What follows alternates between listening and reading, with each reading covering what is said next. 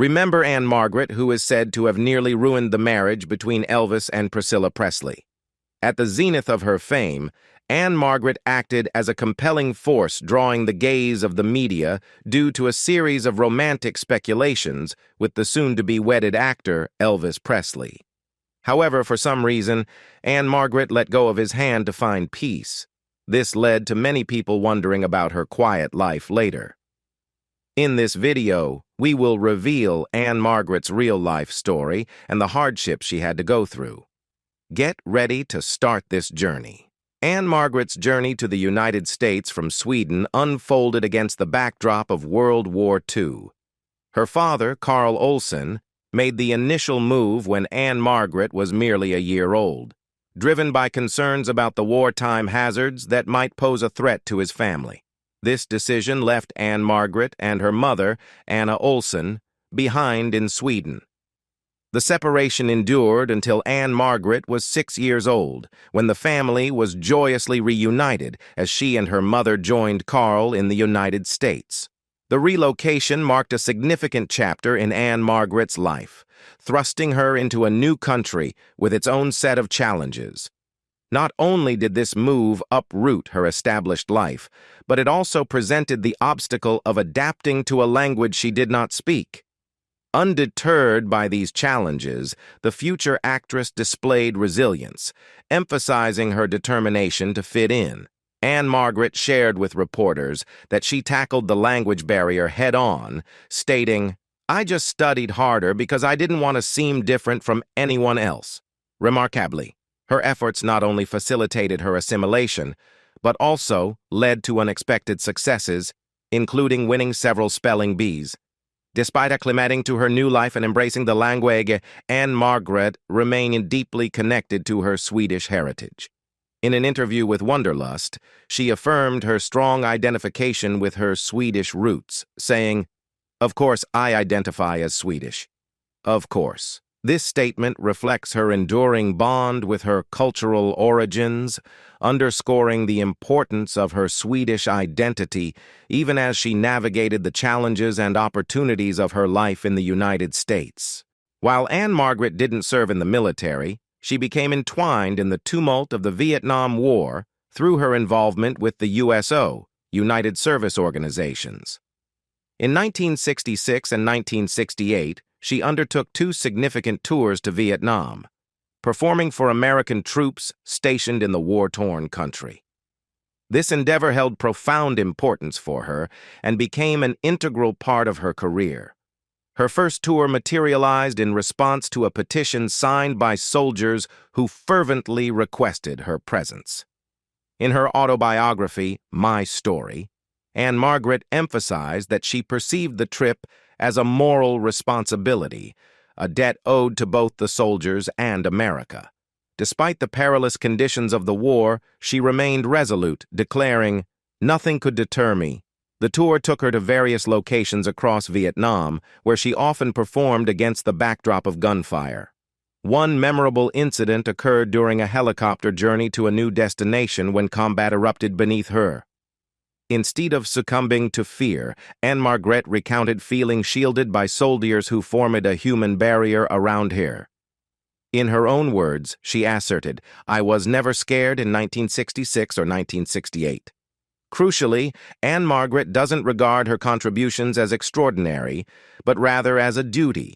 In her perspective, the true heroes are the troops she entertained. She humbly acknowledged that her role, singing, dancing, and acting, pales in comparison to the sacrifices made by those in combat. Ann-Margret has faced multiple severe accidents throughout her career, with one of the most notorious incidents occurring in 1972. The incident took place at a Lake Tahoe casino, where she was slated to descend from a 22-foot platform to the stage. However, unforeseen changes to the setup rendered the platform unstable, leading to a harrowing fall that left Ann-Margret with a multitude of injuries.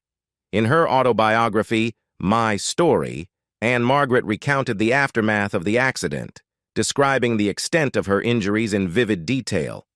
Her face was so severely affected that it collapsed and swelled beyond recognition. Numerous bones in her face were broken or fractured, her jaw was broken in 2 places, and her left arm suffered a fracture. Additionally, she had a substantial gash on her knee, likened to a splattered tomato. The severity of her condition led doctors to express concerns about the possibility of her never dancing again, or even surviving the ordeal. Remarkably, Ann-Margret not only survived, but made a remarkable recovery. Just a few months after the accident, she defied the grim prognosis and returned to performing. What's more, she managed to sidestep severe facial scarring thanks to the intervention of her husband. In a dramatic turn of events, he went so far as to steal a plane when a commercial flight wasn't available, rushing to be by her side. He advocated for an experimental procedure that ultimately contributed to minimizing facial scarring, showcasing the lengths to which he went to support her recovery. Ann-Margret encountered another significant mishap on the set of the 1975 musical Tommy, a film adaptation of the rock opera album by The Who. The movie, known for its surreal elements, featured Ann-Margret in a scene where she sings and dances, culminating in the memorable moment when she shatters a champagne bottle against a TV screen. This act unleashes a cascade of bubbles that transforms into a deluge of baked beans.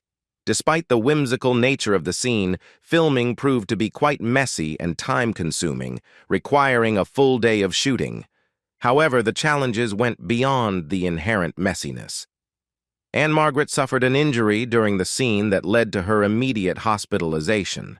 Recounting the incident in a discussion with George Hamilton in interview, she explained, "In the scene, I'm just going crazy and whacking my way through these bubbles, and then suddenly, I hit something." It turned out that while the glass and props were cleared, the glass inside the TV set had been overlooked. The impact resulted in Ann-Margret seeing pink in the soap bubbles and ultimately receiving 27 stitches.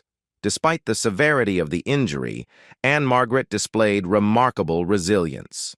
The very next day, she returned to the set, concealing her injured arm behind a desk during filming. While she did eventually get a break a few days later, her commitment to her work and the production remained unwavering. Surprisingly, the incident didn't deter her from the unconventional scene involving beans. In an interview with The Hollywood Reporter, she reflected on the experience, stating, "It was quite an experience, and I'm proud of the work that I did." While the details of Elvis Presley's relationship with Priscilla are well known, the intricacies of his connection with Ann-Margret remain somewhat veiled. Ann-Margret, in part, has contributed to this secrecy by being reticent about divulging the specifics of their relationship. Her reluctance became evident when questioned about Albert Goldman's controversial Elvis biography in the 80s. In response, she told Roger Ebert, "I absolutely refuse to discuss the subject. I find that book disgusting," expressing her displeasure with the critical nature of the biography, which scrutinized Presley's vocal abilities and romantic life. The romantic involvement between Ann-Margret and Elvis unfolded over a year, sparked by their time together on the set of Viva Las Vegas. In her autobiography, My Story, Ann-Margret revealed the intensity of their connection, stating, "We both felt a current, an electricity that went through us. It would become a force we couldn't control." However, their relationship faced challenges, as Elvis was already involved with Priscilla at the time. Ann-Margret hinted that this factor led to the eventual dissolution of their romantic entanglement. Despite the separation, the flame between Ann-Margret and Elvis never fully extinguished. Elvis continued to send flowers to Ann-Margret until his passing in 1977. She attended his funeral, and even years after his death, she visited his father, Vernon. In her 1994 book, Ann-Margret expressed the profound impact of Elvis's death on her, writing, "I will never recover from Elvis's death. He is a part of me. It's rare to have such a friend as Elvis, rare to have such a soulmate." The profound connection between Elvis Presley and Ann-Margret made the inquiry arises. Had they taken their relationship to the next level and married, Could such a union have endured, and possibly could Ann-Margret have been the saving grace for Elvis? The response to the first question appears pessimistic, thereby rendering the second question somewhat moot. Despite Ann-Margret's insistence that her career in show business would not pose an obstacle in their relationship, the specter of her cinematic pursuits loomed as a potential divisive force in a marital context with Elvis. Marty Lacker, privy to the intricacies of Presley's sentiments, foresaw the challenge Elvis would face in witnessing his wife's on-screen exploits. The prospect of seeing Ann-Margret in intimate scenes on the big screen proved too daunting for Elvis. As Lacker recalled, he didn't want to look up on a movie screen and see her in bed kissing somebody. He couldn't have handled it. An illustrative anecdote from George Klein's book reinforces Lacker's insight. During the filming of Girl Happy in 1964, Elvis declined a meeting with actor Steve McQueen, a surprising departure from his usual courtesy. The revelation dawned upon Elvis's associates that his aversion to McQueen stemmed from the latter's on-screen chemistry with Ann-Margret in The Cincinnati Kid. Klein remarked, "I'm sure Elvis wasn't thrilled about the fact that a girlfriend of his was spending her days in lingerie, jumping into bed with Steve McQueen, even if it was just for the cameras." This reluctance to accept Ann-Margret's film romances during their dating phase strongly suggested that Elvis would have found it even more challenging had she been his wife. The potential demise of an Elvis-Ann-Margret marriage is painted with poignant strokes, primarily attributed to Elvis Presley's persistent womanizing. Marty Lacker, a close confidant, reveals a disheartening truth. Elvis never ceased his liaisons with other women, even during his courtship with Ann-Margret. Lacker suggests that Elvis might have felt compelled to indulge in such behavior, as if societal expectations demanded it of him. In the hypothetical scenario of marriage, the demanding nature of their show business commitments would have forcibly estranged Elvis and Ann-Margret for prolonged periods. Compounding this challenge was Elvis's well-documented history of infidelity, both within and outside the bounds of matrimony. Lacker expresses a grim certainty that Elvis would likely have been unfaithful to any spouse given his track record. While Ann-Margret might have tolerated such behavior as Elvis's girlfriend, the prospect of enduring it as his wife becomes harder to fathom. The narrative draws a parallel with Elvis's previous marriage to Priscilla, hinting that Ann-Margret, like Priscilla, might not have endured the challenges of Elvis's infidelity within a marital context. The implication is that the strain imposed by Elvis's extramarital pursuits would have strained the relationship to its breaking point. Consequently, the poignant reflection arises that, much like Priscilla, Ann-Margret might not have been present to play a stabilizing role and guide Elvis toward a happier, more fulfilling life.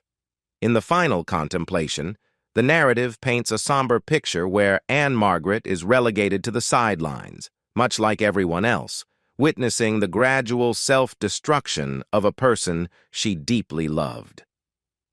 The hypothetical marriage between Elvis and Ann-Margret is seen as a potential casualty to Elvis's complex personal struggles and his inability to break free from the patterns that contributed to his ultimate downfall. Reportedly, after experiencing heartbreak following her split from Elvis Presley, Ann-Margret found love and stability in her marriage to fellow actor Roger Smith in 1967. At 26, she tied the knot with the 34-year-old star of the TV show 77 Sunset Strip. While Smith may not have attained the same level of fame as Ann-Margret, he actively managed her burgeoning career, and the couple was deeply in love. Their lives took an unexpected turn in the 1980s, when Smith was diagnosed with myasthenia gravis, a condition affecting nerve impulses that significantly impacted his mobility. Ann-Margret, undeterred by the challenges, devoted herself to caring for her husband during this trying period. In her autobiography, My Story, she shared the transformation she underwent, evolving from a dependent and shy person to a confident and competent woman. She wrote, "Slowly, I became a different woman inside. The dependent, shy Ann-Margret slipped away by necessity, and a confident and competent woman came in her place. This period marked a quiet triumph for her, as she not only continued to excel in her artistic pursuits, but also gained the ability to handle practical matters such as financial decisions and household management. Fortunately, Smith eventually went into remission, allowing them to enjoy many more happy years together. Ann-Margret reflected on this challenging period as a testament to her resilience, emerging from it as a stronger person. Despite her public image as a sex symbol, Ann-Margret's personal life reflects a more reserved and private demeanor. Describing herself as a prude in an interview with the Chicago Tribune, Ann-Margret, after marrying Roger Smith, expressed a deep desire to start a family with him. However, the journey toward parenthood proved to be a challenging one for Ann-Margret. Contrary to the glamorous facade often associated with her, she faced the harsh reality that having a biological child was not in the cards for her. Over the span of more than a decade, she tirelessly attempted to conceive and underwent fertility treatments, only to eventually relinquish her hopes of becoming a biological mother. In 1985, she shared her perspective with McCall's, stating, "The point is, if I am meant to have a child, I will have one." She embraced the Serenity Prayer, expressing faith in her higher power and acceptance of whatever destiny had in store for her. While the fertility treatments did not yield the desired results, Ann-Margret embraced the role of a loving stepmother to Smith's 3 children from a previous marriage.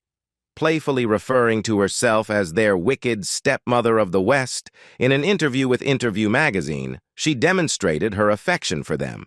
Despite her openness about certain aspects of her life, Ann-Margret was adamant about keeping her stepchildren out of the public eye for their sake, emphasizing her commitment to their privacy. Ann-Margret's deep connection with her parents played a pivotal role in shaping her personal and professional decisions. She was so determined to shield them from the potential negative aspects of fame that she dropped her last name, Olsen, at the beginning of her career. This deliberate move was aimed at preemptively keeping her parents out of the spotlight. Speaking to CBS Sunday Morning, she explained, "I really wanted to protect them from any bad news about me, anything bad that was said." The loss of her father, Carl Olsen, in 1973, was a profound and difficult experience for the Hollywood star. Ann-Margret described their relationship as unique and deeply meaningful, with her father being not only her parent but also her protector. His death, resulting from cancer, left a significant void in her life. She expressed the impact of this loss to the Hollywood Reporter, saying, "I was his only child, and he was my protector." Similarly, Ann-Margret shared a special bond with her mother, Anna Olsen, who passed away in 2001 at the age of 82. The grief was so profound that it prompted Ann-Margret to delay the recording of her gospel album, God is Love, the Gospel Sessions. When she eventually entered the studio, her mother was at the forefront of her thoughts. In an interview with the Los Angeles Times, Ann-Margret conveyed her mother's excitement about the album, emphasizing how important it was for her to honor her mother through the project. While the deaths of her parents were events Ann-Margret never fully got over, her belief in an afterlife provided her with solace and the strength to carry on. In a conversation with CBN's Scott Ross, she expressed the profound impact of this belief, stating, "If I thought that I would never see my mother and father again, I couldn't make it. I could not go a step further." As the 1970s progressed, Ann-Margret faced a challenging battle with addiction, a struggle she openly acknowledged. Reflecting on the pitfalls of Hollywood, she once shared with Roger Ebert, "The easy thing in Hollywood is to tune out, to drink and use drugs." For Ann-Margret, the descent into substance abuse was triggered by various factors, including her harrowing 1972 fall and the death of her father. Over the years, her reliance on alcohol and sleeping pills intensified, leading to a state of continuous inebriation. Describing this period in her life, she wrote in her autobiography, via Elvis History blog. I reached a point where my days and nights blended into one continuous foggy state of inebriation. However, Ann-Margret reached a turning point in 1980 when she decided to confront her addiction and seek treatment. Her journey toward sobriety was a transformative one, marking a significant chapter in her life. After overcoming her struggles with substance abuse, she didn't look back. Acknowledging the ongoing nature of recovery, Ann-Margret candidly shared in an interview with CBN's Scott Ross, "You never really overcome it, but I dealt with it. I have constantly been dealing with it. You always have to be aware of it." Her words reflect the reality of addiction recovery, a journey that requires constant vigilance and self-awareness. Despite enduring horrifying accidents early in her career, Ann-Margret has proven to be a fearless thrill-seeker, particularly when it comes to her love of motorcycles. Her passion for riding remained undiminished, exemplified by her resilience in the face of adversity. Notably, she broke 4 ribs and a shoulder in a motorcycle accident, an incident she candidly discussed on Larry King Live. Unfazed by the mishap, Ann-Margret shared her perspective on motorcycle riding, stating, "There are 2 types of motorcycle riders, ones who have had an accident and ones who will." Even after a significant fall in 2000, Ann-Margret continued to embrace her enthusiasm for motorcycles. Her enduring dedication to this adventurous pursuit highlights not only her love for the thrill, but also her unwavering determination to overcome challenges. In an interview with Vanity Fair, she articulated her indomitable spirit, saying, "I'm just going to get up on that bike again. I'm going to get up from whatever happened to me. I will get up and go." Ann-Margret and Roger Smith celebrated an extraordinary 50 years of marriage, a rare and enduring union in the ever-changing landscape of Hollywood relationships. Their marital longevity was often attributed to a simple yet profound commitment. "We both want it to work," Ann-Margret revealed in an interview with People. This shared determination to make their relationship thrive set the foundation for their enduring happiness and devotion. When Roger Smith passed away in 2017, Ann-Margret was understandably devastated. Coping with the loss, she found solace in maintaining a routine, including a weekly dinner with friends, which became a crucial anchor in her life.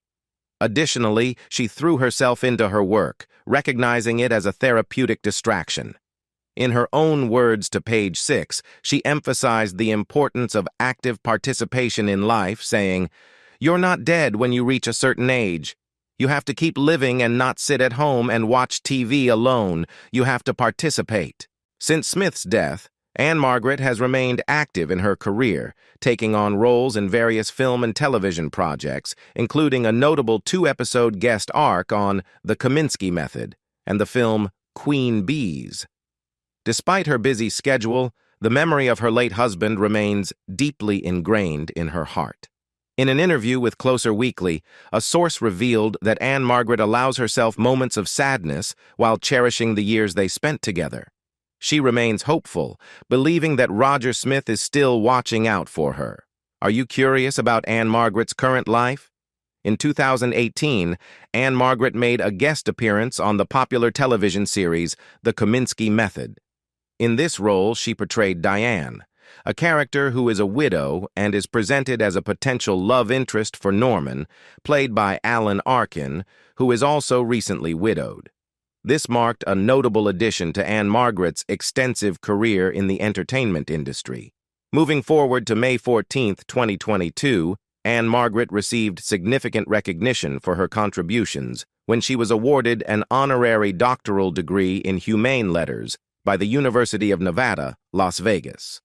This prestigious recognition reflects not only her accomplishments in the world of entertainment, but also her impact on a broader scale. Looking ahead to November 2023, Ann-Margret is set to take on a new role as a narrator for Disney's Candlelight Processional at Walt Disney World. This event is a special and traditional performance held during the holiday season, where a celebrity narrator tells the story of Christmas, accompanied by a choir and orchestra. Ann-Margret's involvement in this event further showcases her versatility and enduring appeal across various forms of entertainment. What do you think about Ann-Margret's remarkable life? Leave us your comments in the section below. We hope you have found this helpful video. Don't forget to leave a like, share, and subscribe to the channel if you like it. Thank you for watching this and see you in the next videos. Goodbye.